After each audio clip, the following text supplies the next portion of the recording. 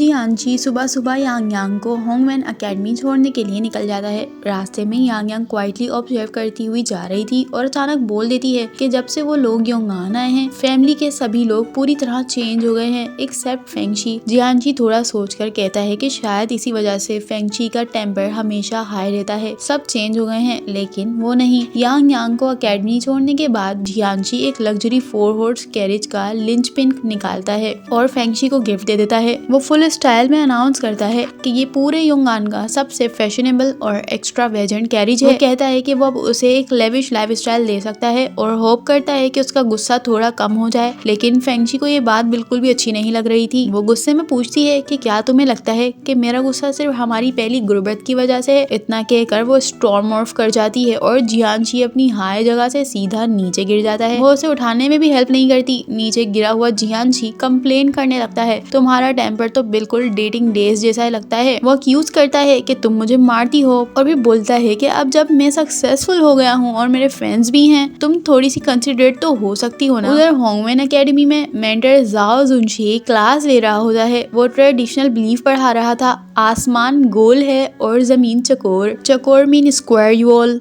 तब शेन यांग यांग कॉन्फिडेंटली हाथ उठाती है और बोल देती है ये बात बिल्कुल गलत है। वो एक्सप्लेन करती है कि स्काई असल में एटमॉस्फेयर है और अर्थ एक प्लेनेट है और दोनों ही स्फेरिकल हैं। फिर वो एक फनी सी एग्जाम्पल भी देती है, अगर जमीन फ्लैट होती तो कैट्स चीजें धक्का देकर नीचे गिराकर ऑलरेडी प्रूफ कर चुकी होती। क्लास में हंगामा मच जाता है। क्लास के बाद मेंटर जाओ शाओगुआंग को बुला लेता है। शाओगुआंग पहले ही घबरा जाती है कि यांग यांग ने पहले ही दिन क्या कर दिया, कौन सी ट्रबल क्रिएट कर दी है, लेकिन मेंटर जाओ तो उल्टा यांग यांग की तारीफ करता है। वो कहता है कि यांग यांग में एक्स्ट्रा ऑर्डिनरी टैलेंट है और वो अमेजिंग आइडियाज से भरी हुई है, अगर सही गाइडेंस मिली तो वो बहुत आगे जाएगी। और साथ वो ये भी वार्न करता है कि उसकी ज्यादा आउटस्पोकन नेचर फ्यूचर में ट्रबल क्रिएट कर सकती है। शाओगुआंग को रिलीफ मिल जाता है और नोटिस करती है कि जाओ सिर्फ स्कॉलर नहीं है बल्कि ह्यूमन नेचर को भी डीपली समझता है। शाओगुआंग उसे अपने फैमिली रेस्टोरेंट पर खाने की दावत दे देती है। डिनर अभी एक्सपेंशन की वजह से बंद होता है, लेकिन फिर भी जाओ एक्सेप्ट कर लेता है। जब लिनयान को ये बात पता चलती है वो सीरियसली कंसर्न हो जाता है। वो कहता है कि जाओ को इनवाइट करना बहुत ज्यादा रिस्की है और ऐसा फेवर वो कभी रीपे नहीं कर पाएगा। शाओगुआंग कामली याद दिलाती है कि लिनयान ने पहले ही उनकी फैमिली पर इतनी काइंडनेस की है कि वो कभी उनका रीपे कर ही नहीं सकते। और वो साथ में ये भी कहती है कि डेप्थ की टेंशन छोड़ दो और इस चांस को यूज करो जाओ को इन्वेस्टिगेट करने के लिए। यांग यांग जो मेंटर जाओ को पसंद करने लगी थी कि वो कभी डांटते नहीं है और हमेशा रीजनिंग से बात करते हैं। इनोसेंट सी आवाज में पूछती है इतना अच्छा टीचर बुरा कैसे हो सकता है। थोड़ी देर बाद जाओ जुनशी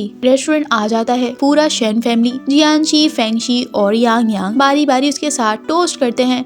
उसकी विजडम और यांग यांग का ख्याल रखने के लिए उसकी तारीफ करते हैं। जाओ धीरे धीरे ज्यादा ड्रिंक कर लेता है। इसी वक्त लिनयान टेबल के पास आता है। एक पल के लिए जाओ उसे अपना पुराना दोस्त चुई रैंगजी समझ लेता है, सिर्फ कपड़ों की वजह से। लिनयान इग्नोरेंस शो करता है और बात को स्मूथली घुमा देता है। लीजी का किस्सा पूछता है, वो हिस्टोरिकल फिगर जिसने अपने दोस्त को फायदे के लिए बिट्रे किया। जाओ कहता है कि लीजी का बेट्रायल हर जगह कंडेम किया जाता है। तब लिनयान सीधा सवाल कर लेता है, 17 साल पहले योंगान पोस्ट सेलिंग केस में जो टेस्टिमनी चेंज हुई थी क्या वो तुम्हारी मर्जी से हुई थी या तुम्हें फोर्स किया गया था? इसी वक्त प्रिंस जाओ अपने लेट बेटे लीशेंग की स्पिरिट टेबल के सामने खड़ा होता है। वो सोच रहा था कि लिनयान इन्वेस्टिगेशन में इतनी तेज प्रोग्रेस कर रहा है, बिल्कुल लीशेंग जैसे। वो अफसोस से कहता है कि शायद एक दिन उसे लिनयान को भी सेक्रीफाइस करना पड़े। लीशुन आकर बताता है कि लिनयान ऑलरेडी जाओ जुनशी को इन्वेस्टिगेट कर रहा है। प्रिंस जाओ कॉन्फिडेंट होता है कि जाओ अपनी रेपुटेशन बचाने के लिए चुप रहेगा, लेकिन लीशुन कहता है कि अगर जाओ जुनशी ने प्रिंस जाओ को अनवर्दी समझा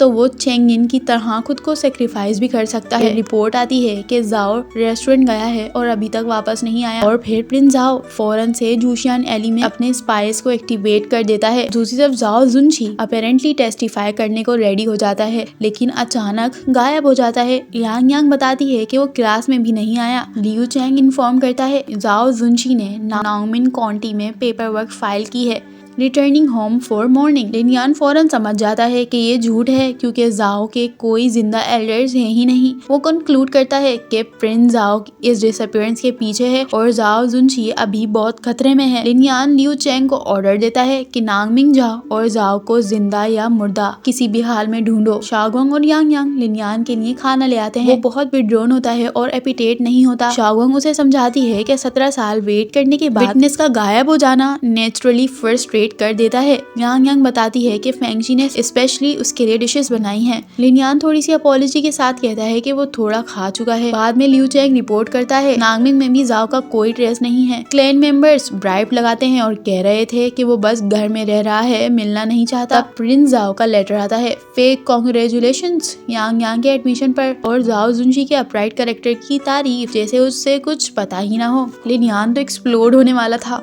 वो तीनों लिनयान, यांग यांग और लियू चेंग फाइल्स और पोर्सलिन तोड़कर वेंट करते हैं। शाओगोंग बाद में रीअश्योर करती है कि सॉल्यूशन मिल जाएगा। चाइनीज न्यू ईयर करीब आ रहा था। यांग यांग लिनयान और लियू चेंग को रेस्टोरेंट में इनवाइट कर देती है। वो बताती है कि शाओगोंग ने लिनयान के लिए नए कपड़े भी बनवाए हैं। शाओगोंग खाना बनाते हुए अनकॉन्शियसली मेन्यू पर लिनयान का टाइटल देखती है। रियलाइज होते ही उसे फाड़कर पिकल्स के जार में डाल देती है अपनी फीलिंग्स को सप्रेस करने के लिए। अब न्यू ईयर ईव पर पता चलता है कि शाओगोंग 5 दिन से कंट्री साइड से वापस नहीं आई है। सब टेंशन में आ जाते हैं। तभी वो वापस आती है छिंगयांग का वाटर शील्ड लेकर। वो कैजुअली कहती है कि बस रास्ते में मिल गया, लेकिन सब समझ जाते हैं कि ये स्पेशल एफर्ट था। लिनयान डिटेल में पूछता है कि कहीं वो फॉलो तो नहीं हुई। वो एक्सप्लेन करती है कि she was very careful, city avoid की, बॉर्डर के वाइल्ड पॉन्ड से खुद ही उसने ये वाटर शील्ड गैदर की और इसको करने में उसे कोई परेशानी नहीं हुई। और फिर यहीं पर जाकर ये एपिसोड खत्म हो जाता है।